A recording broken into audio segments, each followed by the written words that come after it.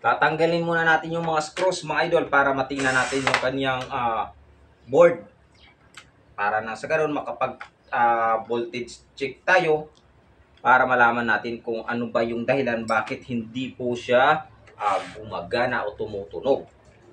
Ihahabol natin ito maayos mga idol para sa Christmas makapag-video kayo may-ari.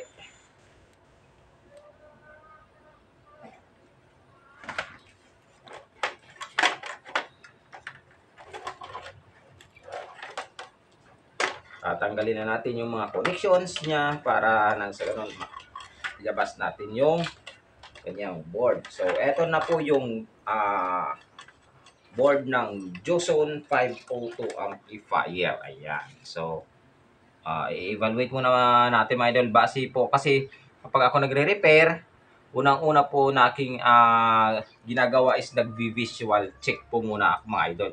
Hindi po ako agad nangangalikot-ngalikot. Ayan, so visual check muna tayo sa ating amplifier board. Ayan, hindi naman tayo master mga idol, pero nagtitingin-tingin lang. Ayan, so base sa ating visual check dito mga idol, merong mga hinang na medyo nag-crack na kasi nga po medyo matagal itong hindi napagana ng may-ari. So mga 8 buwan.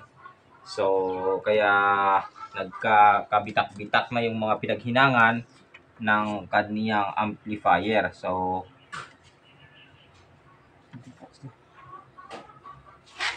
ayan, bali sa nakikita nyo, yan yung mga pinaghinangan ng kanyang mga pyesa, meron ng bitak. Ito, pag kung makikita nyo ito, bitak na.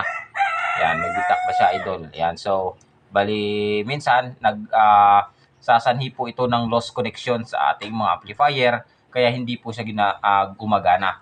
Kasi po pag tiningnan natin yung mga parts niya, ayan, pag tiningnan natin, wala naman po siyang mga indikasyon na may sunog o kaya mga indikasyon po na nag-overheat yung amplifier. So, ayan, check na lang natin mga idol. Hihinangin lang po muna natin ito mga idol para na sa ganon kumapit yung mga nagsiluwagang mga tingga. Ayan, tingga. So, i-resolder lang natin. Unang-una po kasi pag ako nagre-repair, ayan, nagre-resolder muna ako kasi nag-visual check ako kapag may bitak-bitak po ng mga pyesa, yun po, nire-resolder ko po muna para po nang sa ganon, bumalik po yung kapit ng mga pyesa sa kanyang circuit board. Ayan.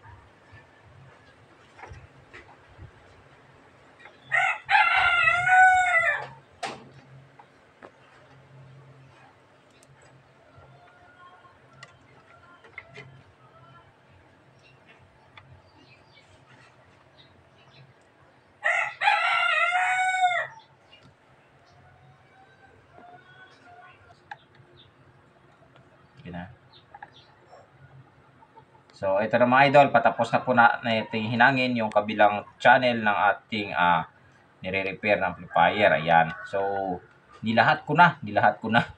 Lahat na ng kanyang mga parts na nakahinang, hininang ko na mga idol. Nang sa ganun po, maiwasan na po natin yung lost connection. Yan.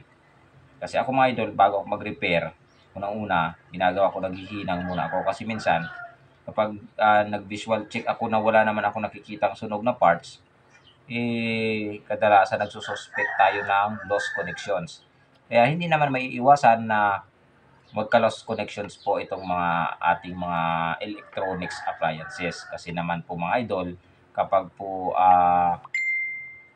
ginawa ito, nakalublob lang po nila, nilulublob lang po nila ito sa lead. Ayan. So, minsan yung pagkakahinang dyan mga idol, hindi makapal yung lead na nakalagay. So, kapag uminit po yung ating appliances, may tendency po na mabibitak o di kaya mag-loss connection po yung ating mga parts. Kaya yan ang sanhi minsan na hindi gumagana yung ating mga appliances.